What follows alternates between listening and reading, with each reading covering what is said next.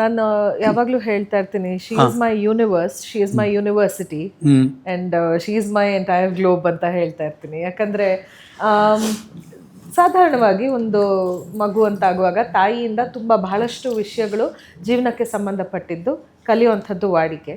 ನಾನು ಜೀವನ ಶೈಲಿ, ಏನು ಹೇಳೋದು, ನನ್ನ ಕರಿಯರ್ ಎಲ್ಲವನ್ನೂ ಅಲ್ಲಿಂದನೇ ನೋಡಿ ಕಲಿತು ನಾನು ಬೇರೆ ಕಡೆ ಹೋಗಿ ದೊಡ್ಡ ಸ್ಪೆಷಲ್ ಡಿಗ್ರಿ ಅದಕ್ಕೋಸ್ಕರ ತೊಗೊಂಡು ಬರಬೇಕು ಅಂತ ಇಲ್ಲವೇ ಇಲ್ಲ. ನನಗೆ ಎಲ್ಲ ನೋಡಿ ಕಲ್ತಿರೋ ಅಂಥದ್ದು. So she is the crux of my life.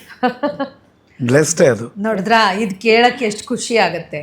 So ಇದು ಕೇಳಿದ ತಕ್ಷಣ ಮುಂದಿನ ಪ್ರತಿ ಕ್ಷಣನೂ ನನಗೆ ಇದರ ಅನುರಣನೆ ಆಗ್ತಾ ಇರುತ್ತೆ ನನ್ನ ಮನಸ್ಸಿನಲ್ಲಿ.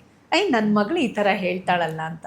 ಮಗಳಿಂದ ಈ ಥರ ಹೇಳಿಸ್ಕೊಳ್ಳುವಂಥದ್ದು ಒಬ್ಬ ತಾಯಿಯ ಸೌಭಾಗ್ಯ ಕಣ್ರಿ ಇದು. ನಿಜವಾಗ್ಲೂ ಅದು ಬೆಳೆದು ನಿಂತಿರೋ ಒಬ್ಳು ಮಗಳು, ಅವಳು ಸಂಸಾರ ಇದೆ.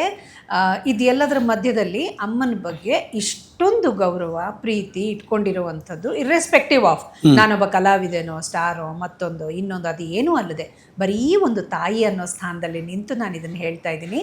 ಈ ಪ್ರೀತಿಗೆ ನಾನು ಆಜನ್ಮಾಂತರಕ್ಕೆ ಋಣಿ.